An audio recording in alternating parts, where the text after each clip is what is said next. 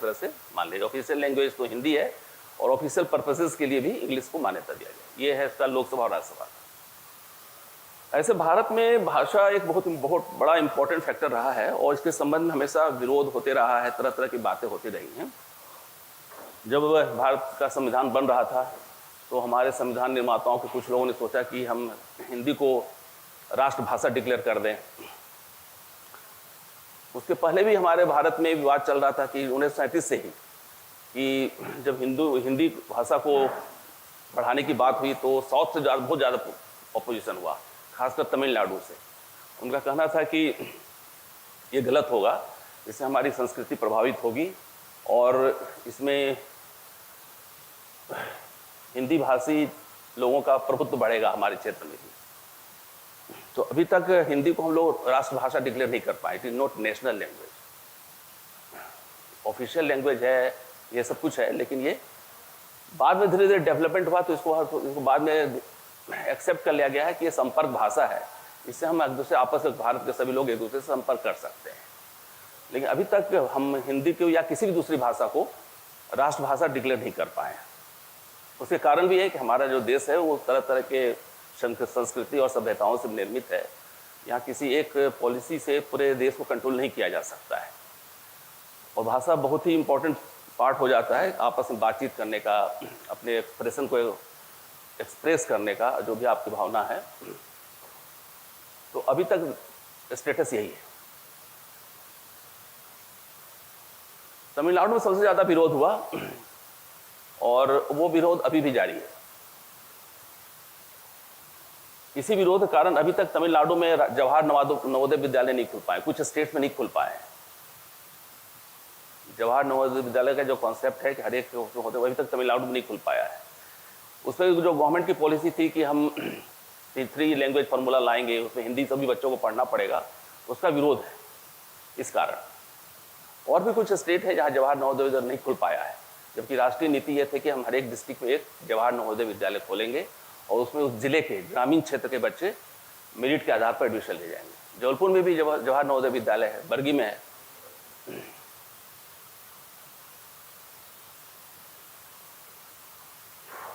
तो जो language official language है वो यूनियन का, मतलब देश का, वो हिंदी है देवनागरी स्क्रिप्ट में। स्क्रिप्ट भी तरह तरह के होते हैं, लेकिन जो अपनी भाषा है हिंदी की वो देवनागरी है और इसमें जो न्यूमरल्स यूज किए जाएंगे वो संविधान ने माना है कि जो इंटरनेशनल मॉडर्न हिंदी न्यूमरल्स में है, जैसे जो रोमन्स हैं, जैसे 1 2 3 हम लोग लिखते हैं हिंदी इंग्लिश में जो लिखते हैं, उसको संविधान ने एक्सेप्ट किया है।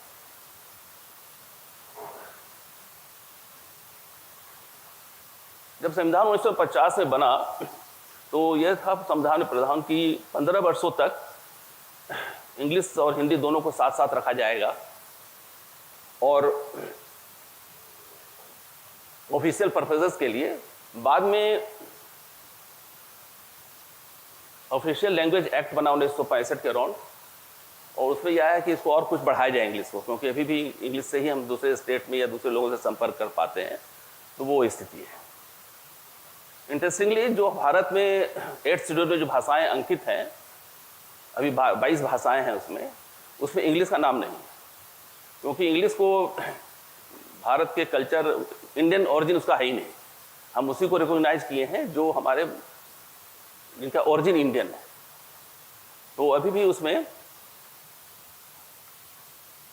इंग्लिश शेड्यूल में नहीं जुड़ पाया है, लेकिन तब भी ये ऑफिशियल पर्पस के लिए हमारा संविधान इसे मान्यता देता है कि जब तक इस तरह की यूनिफॉर्मिटी ना हो जाए तब तक ये कंटिन्यू करता रहेगा। ये टेम्प्रोरी है लेकिन अभी तक कंटिन्यू कर रहा है।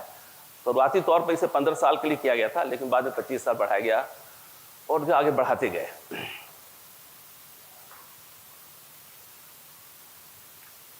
अब ये तो यूनियन की बात हुई। स्टेट्स में उनको लिबर्टी दी गई है कि जो 22 शेड्यूल में जो हमारी भाषाएं हैं उसमें किसी एक को आप ऑप्ट कर सकते हैं। कुछ स्टेट में उनको लिबर्टी दी गई है कि आप वहाँ पर जो लोकल जो मान्यता प्राप्त नहीं है उसमें भी आप अपना पत्र व्यवहार कर सकते हैं। वो लोग करते हैं आपस में।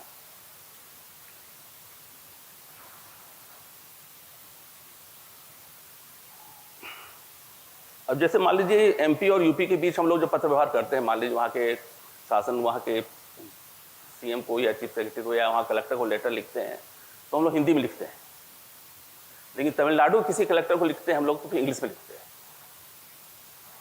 तो इस तरह की व्यवस्था हमारे संविधान में है कि अगर हिंदी स्पीकिंग दो स्टेट है उसमें तो आप हिंदी में पत्र व्यवहार कर सकते हैं, लेकिन अगर कोई हिंदी है, दूसरा कोई मान लीजिए कि इंग्लिश है या मान लीजिए तमिल है, तो तमिल में तो नहीं, यहाँ लिख नहीं सकते हम लोग इंग्लिश में पत्र व्यवहार करते हैं। इस तरह की लिबर्टी हमारे प्रावधान है इस तरह का संविधान में कि हम इस तरह काम कर सकते हैं। अब मान लीजिए तमिलनाडु और कर्नाटका के बीच पत्र व्यवहार होना है तो वहाँ इंग्लिश में होगा, क्योंकि दोनों एक दूसरे लोग नहीं जानते हैं। इस तरह की व्यवस्था हमारे संविधान में है।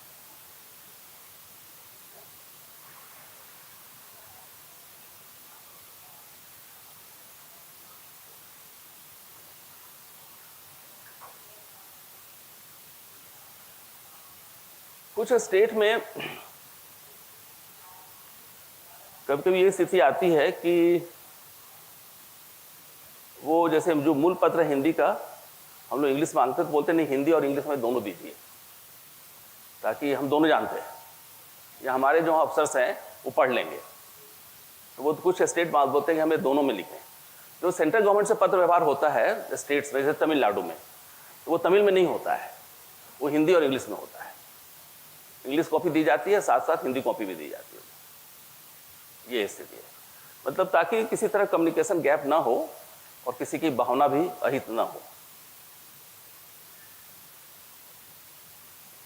चलिए आगे बढ़े।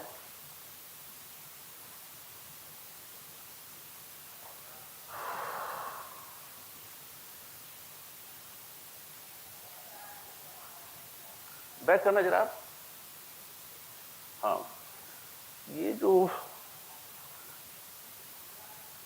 ये आर्टिकल 343 में है ये बात, और अब आर्टिकल साथ साथ पढ़ाए जाते हैं। और ये जो है ये 349 में है प्रावधान, और ये है 345 में। यस, ये 345 में, ये इस तरह का आप देख लेना। आप बेयर एक्ट जरूर देखना, संविधान का पढ़ना आप लोग, तब ये आपका कॉन्सेप्ट क्लियर होगा। हिंदी या इंग्लिश किसी में भी आप देखिए, इंटरनेट पर भी उपलब्ध है, तो उसको जरूर पढ़ना, तो उससे कॉन्सेप्ट आपका क्लियर होगा। बेयर एक्ट आप जरूर पढ़ेंगे संविधान का। तो ये 345 में है, ये 349 में है, ये 343 में है।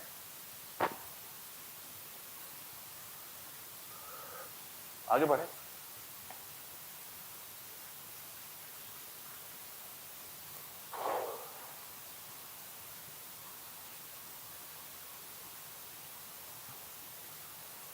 ये आर्टिकल 347 कहता है पीआईओ मतलब प्रेसिडेंट ऑफ इंडिया।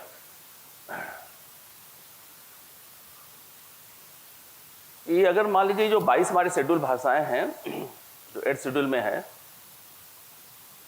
उसमें कोई अगर भाषा नहीं भी है, लेकिन लगता है कि प्रेसिडेंट को इस तरह का कुछ कंप्लेंट आते हैं या इस तरह की रिपोर्ट आती है कि वहाँ पर इस लैंग्वेज को भी रिकॉग्नाइज किया जाए, तो वो रिकॉग्नाइज किया जाता है और वहाँ की वो उस स्टेट की ऑफिशियल लैंग्वेज हो जाती है।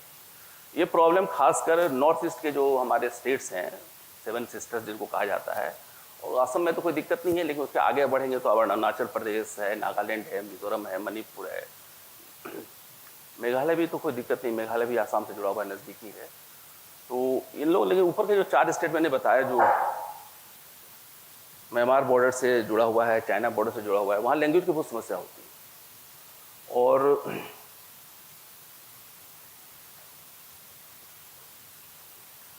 तो वहाँ अगर लगता है प्रेसिडेंट को कि वहाँ की लोकल भाषा में एक्सेप्ट किया जाए, भले वो संविधान में हमारा शेड्यूल में नहीं है, तो उनको देने का अधिकार प्रेसिडेंट ऑफ इंडिया का अंडर आर्टिकल 347। अब ये जो high court and supreme court के जो भाषाएं हैं, आप देखते होंगे कि जो अक्सर उनकी भाषाएं जो हैं इंग्लिश में होती हैं, जो ऑर्डर्स होते हैं सुप्रीम कोर्ट का भी और हाई कोर्ट के भी। ये आर्टिकल 348 उनको ये लिबर्टी प्रदान किए हैं कि आप अपने ऑर्डर इंग्लिश में जारी कीजिए। इस कारण वो करते हैं, उसका विरोध भी बहुत होता है कि भाई आप वैसा ऑर्डर पारित करते हैं जो हमारे जो पक्षकार हैं उनको मालूम ही नहीं रहता क्या लिखा है, वकील जो बता देता वही मान लेते हैं। हमेशा विरोध भी हो रहा है कि हाई कोर्ट और सुप्रीम कोर्ट में उस स्टेट के लैंग्वेजेस में ऑर्डर होने चाहिए, उनके जजमेंट्स होने चाहिए।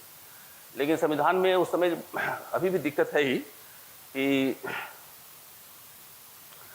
हाई कोर्ट के और सुप्रीम कोर्ट के जज विभिन्न स्टेट्स के आते हैं। ऐसा नहीं है कि मध्य प्रदेश के ही रहते हैं, सभी स्टेट के रहते हैं। उनको हिंदी उतनी अच्छी नहीं रहती है या नहीं होती है मान लीजिए, तो उनको लिबर्टी दी गई है कि आप इंग्लिश में ऑर्डर करेंगे। इस कारण अंडर आर्टिकल 348 उनको अधिकार प्रदत्त है। और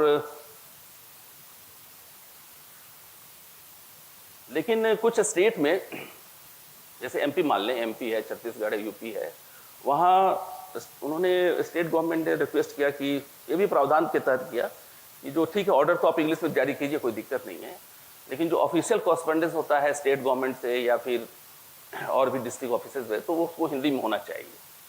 तो वो मान लिया गया है। जैसे अभी मेरे पास जो कुछ लेटर आते हैं हाई कोर्ट से, जो वहाँ उनके ऑफिस से निकलता है, वो हिंदी में रहता है, लेकिन ऑर्डर्स वगैरह जो होते हैं वो इंग्लिश में रहते हैं। तो उनको लिबर्टी है कि ऑर्डर तो इंग्लिश में देंगे, लेकिन जो पत्र व्यवहार होते हैं, जैसे हम लोग कार्यालय से होते हैं या किसी दूसरे कार्यालय से होते हैं, वहाँ के जो रजिस्ट्रार होते हैं, हेड रजिस्ट्रार और रजिस्ट्रार जनरल होते हैं हेड, तो वो पत्र व्यवहार अपने से हिंदी में करते हैं।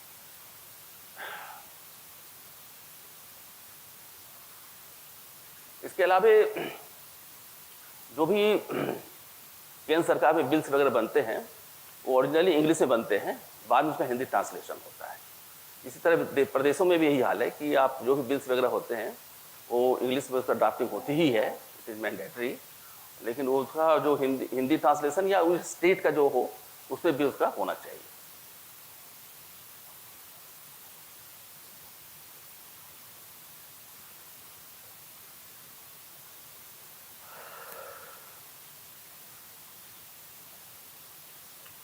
हमारे संविधान ने जो हमारे जो माइनॉरिटी जो समुदाय हैं और जो माइनॉरिटी भाषाएं हैं उनके प्रोटेक्शन के लिए भी बहुत ही अलर्ट है।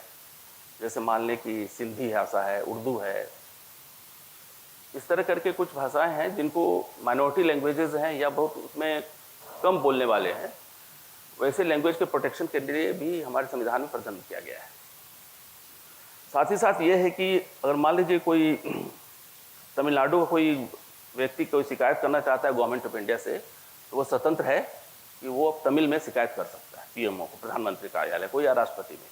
तो उनके कार्यालय में सब लैंग्वेजेस के जो भी हमारे शेड्यूल्ड लैंग्वेजेस हैं उनके एक्सपर्ट्स बैठते हैं। वो कंप्लेंट आता है, उसको रिसीव करते हैं, उसको फिर ट्रांसलेशन करते हैं, फिर उसको उन्हीं के भाषा में जवाब दिया जाता है। इस तरह की व्यवस्थाएं हैं हमारे संविधान में कि अगर कोई मान लीजिए हिंदी इंग्लिश कुछ नहीं, दोनों में से कोई जानता नहीं है और भारत के प्रधानमंत्री को या भारत के राष्ट्रपति को कोई कंप्लेंट करना चाहता है कि इस तरह के यहाँ अत्याचार हो रहा है या इस तरह की हमारी मांग है, तो वो अपनी भाषा मदर टंग में, मदर लैंग्वेज में कर सकता है। और फिर हर एक ऑफिस, जो बड़े ऑफिसेज हमारे हैं प्रेसिडेंट के, प्राइम मिनिस्टर के, वहाँ पर लैंग्वेज सेल रहता है, वहाँ उनके अधिकारी रहते हैं, हर एक भाषाओं के अधिकारी रहते हैं और फिर उनकी टीम रहती है, उसको ट्रांसलेट करते हैं और फिर उसके अनुसार कार्रवाई करते हैं। ये कोई नहीं कह सकता है कि कोई सीरियस इशू था, हमने तमिल में भेजा वहाँ से या कोंकणी में गोवा से हमने भेजा और हमारे शिकायत को इंटरटेन नहीं किया गया। ये भी हमारे संविधान में व्यवस्था है। ये स्पेशल लिंग्विस्टिक ऑफिसर, जो स्पेशल लिंग्विस्टिक ऑफिसर कहलाता है, ये फिर अपनी रिपोर्ट भी प्रस्तुत करते हैं। दूसरा हमारे संविधान में ये भी है कि प्राइमरी एजुकेशन मदर टंग में होना चाहिए और इसकी व्यवस्था सरकार करे। तो ये व्यवस्था सब जगह, सभी स्टेट्स में है और जहाँ अगर इस तरह की शिकायत रहती है तो वहाँ उसको केंद्र सरकार डायरेक्शन देती है स्टेट गवर्नमेंट को कि आप मदर टंग में बच्चों को पढ़ाइए। साइंटिफिक के जो एविडेंसेस हैं उससे ये सिद्ध होता है कि किसी भी बच्चे का जो ब्रेन का सबसे ज़्यादा मैक्सिमम विकास होता है क्लास 5 तक होता है, प्राइमरी एजुकेशन में होता है, और वो तभी ठीक से हो पाएगा जब उसको प्राइमरी जो उसके मदर टंग में पढ़ाया जाए। तो जो न्यू एजुकेशन पॉलिसी अभी बनी है या शुरू से ये मान्यता रही है पूरे वर्ल्ड ओवर कि प्राइमरी एजुकेशन मदर टंग में होना चाहिए। और जो भी देश आगे बढ़े हैं, खासकर आप जापान को देखें,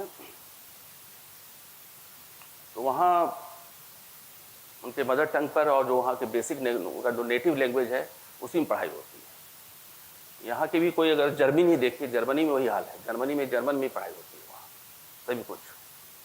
और उन्हें अपने लिटरेचर को और अपने किताबों को इतना मजबूत बना लिया है कि वो इंग्लिश के जो लिखे हुए किताब से बहुत अच्छी किताबें हैं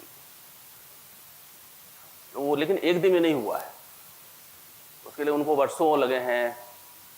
अभी हम लोग जैसे कि यहाँ शुरू कर रहे हैं कि हम इंग्लिश में, हिंदी में इंजीनियरिंग की पढ़ाई करेंगे और इंग्लिश में, हिंदी में ही डॉक्टर की पढ़ाई, MBBS की पढ़ाई करेंगे। किताबें छपी भी हैं, बनी भी हैं, लेकिन इसको इनरिच होने में, मजबूत होने में बहुत समय लगेगा, एक दिन में नहीं होने वाला है। हम जर्मनी और जापान से तुलना करते हैं अपने को, चाइना से तुलना करते हैं, लेकिन उन्होंने अपने भाषा के लिए बहुत काम किया है और आज से 100 वर्ष 200 वर्ष पहले से काम कर रहे हैं।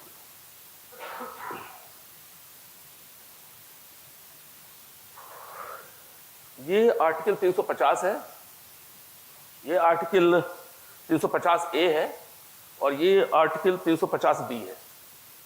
350A, 350, 350A, 350B है। बैक कर लो, देखो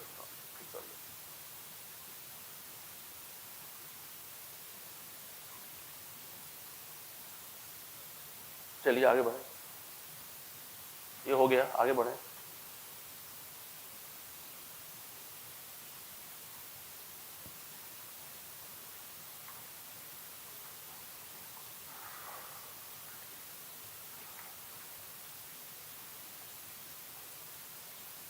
आर्टिकल 351 में हिंदी भाषा के विकास के बारे में प्रावधान है कि इसको डेवलप किया जाए। इसके लिए हमेशा बीच में जो कमीशन वगैरह बनते रहे हैं वह चल ही रहा है, लेकिन फाइनली आज की स्थिति में लैटिन वर्ड है लिंगुआ फ्रांका, मतलब संपर्क भाषा के रूप में स्वीकार्यता है इसकी हिंदी की। अब इसमें कोई ज़्यादा विरोध नहीं है कि इसको पूरे देश के लिए एक संपर्क भाषा मान लिया जाए। तो संपर्क भाषा, और उसमें उन्होंने जो रिकमेंडेशंस वगैरह आए हैं उसमें ये दिया गया है कि केंद्र और राज्य सरकार का दायित्व होगा कि हिंदी का प्रचार प्रसार किया जाए।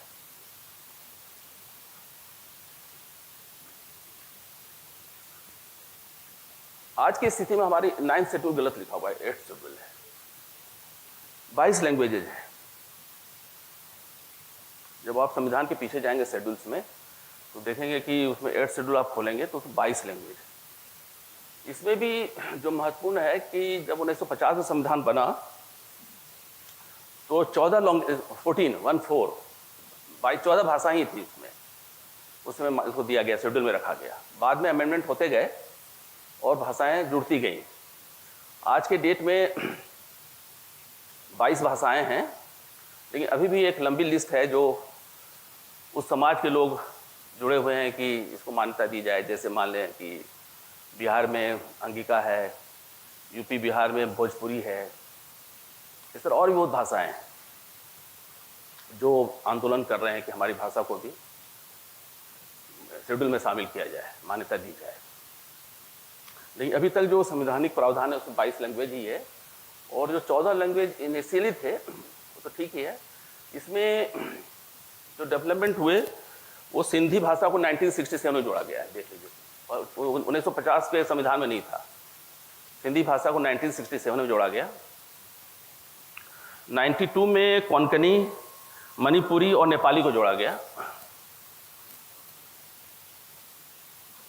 92 में कोंकणी, मणिपुरी और नेपाली को जोड़ा गया।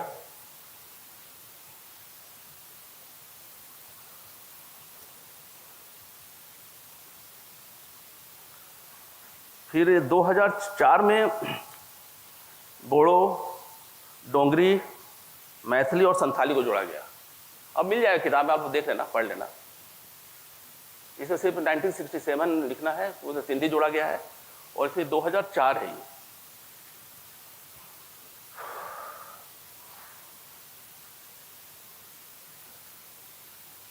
ये बात भी सत्य है। भारत में सबसे ज़्यादा हिंदी बोली जाती है, तो रिप्रेजेंटेशन वाइज हिंदी का बोलबाला है। लगभग 60 करोड़ पॉपुलेशन हिंदी भाषा फॉलो करते हैं। उसके बाद बंगला का है 9 करोड़ का है। उसके बाद तेलुगु भी उतना ही है 8 करोड़ है। मराठी भी लगभग 8 करोड़ है। आप देख लेना, पूछा जाता है सब क्वेश्चन कि सबसे ज़्यादा कौन बोला जाता है, सेकंड स्पीकिंग लैंग्वेज क्या है, तो इसमें आप तैयारी कर लेना। तो 2 लैंग्वेज जो इंपॉर्टेंट है, हिंदी सबसे ज़्यादा का क्षेत्र है और फिर उसका बंगला है, उसका 9 करोड़ के लगभग 9-10 करोड़ के लगभग होता है सेकंड लैंग्वेज में। जब भारत का जानते ही आप जब भी जनगणना होती है तो अंतिम जनगणना 2011 में हुई, 2021 में नहीं हो पाई, उसमें कोविड चल रहा था। तो अब जिस तरह पत्र व्यवहार हो रहे हैं उससे लग रहा है कि इस इलेक्शन के बाद हो जाए। तो कोविड के कारण 2021 का जनगणना नहीं हो पाया, लेकिन जो जनगणना जो 2011 की जनगणना में 121 लैंग्वेजेस की बात आई थी। पूरे भारत में 121 लैंग्वेजेस है। सेंसस के दौरान लोगों ने कहा तरह तरह के क्षेत्र में कि हम इस भाषा में बात करते हैं, हमारा समाज इस भाषा में बात करता है। 121 लैंग्वेजेस, उसे मात्र 22 को अभी तक मान्यता मिली है। तो एक लंबी लिस्ट है जो डिमांड करते हैं कि हमारी भाषा को भी जोड़ी जाए। और मदर टंग की बात हुई तो 270 मदर टंग की बात आई। सेंसस 2011 के सेंसस में ये पाया गया।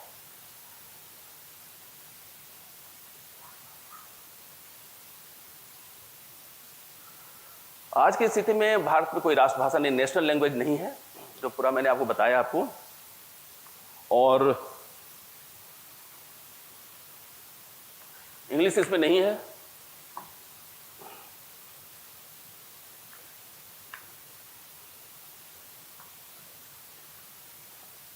आगे बढ़े।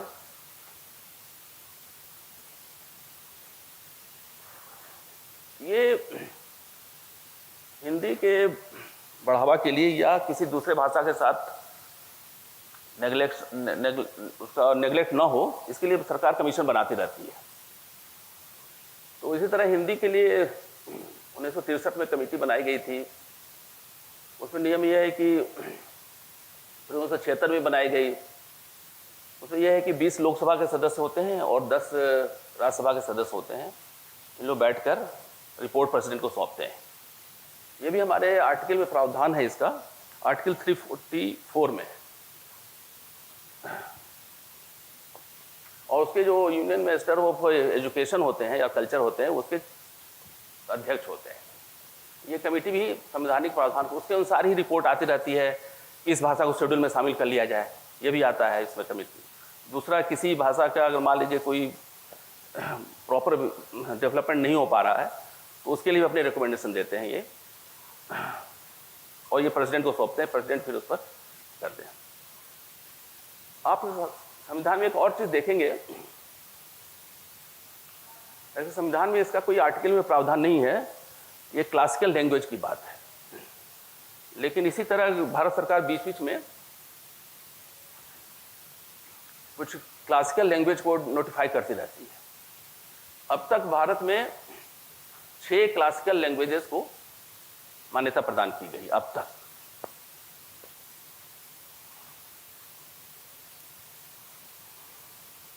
उस लिखा हुआ है लिस्ट में, देख लीजिए इसको। तो उसमें यह है कि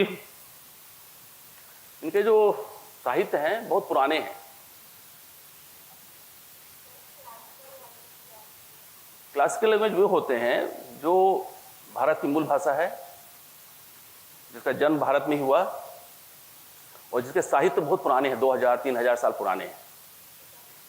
संस्कृत है इसमें, हिंदी नहीं है, क्योंकि हिंदी एज सच कोई अलग से भाषा विकसित नहीं हुई है। ये संस्कृत के कुछ वर्ड्स हैं इसमें, कुछ उर्दू के वर्ड्स हैं, कुछ लोकल लैंग्वेजेस के वर्ड्स हैं, उससे बनी हुई है हिंदी। इसलिए बहुत सीधी भाषा है, कोई भी सीख लेता है। तो इसमें बहुत ही लिबरल भाषा है। हर एक साल इसकी बैठकें होती हैं इनके बोर्ड की, और उसमें जो अच्छी भाषाएं रहती हैं पूरे किसी भी, चाहे इंग्लिश की हो चाहे वो किसी भी भाषा की हो, उसको अडॉप्ट कर लिया जाता है। तो प्रोग्रेसिव लैंग्वेज का ये तरीका भी है कि अगर आपको लैंग्वेज को बढ़ाना है तो आप हमेशा अपडेट करते रहें। इंग्लिश भी बहुत ही अब मॉडर्न भाषा है,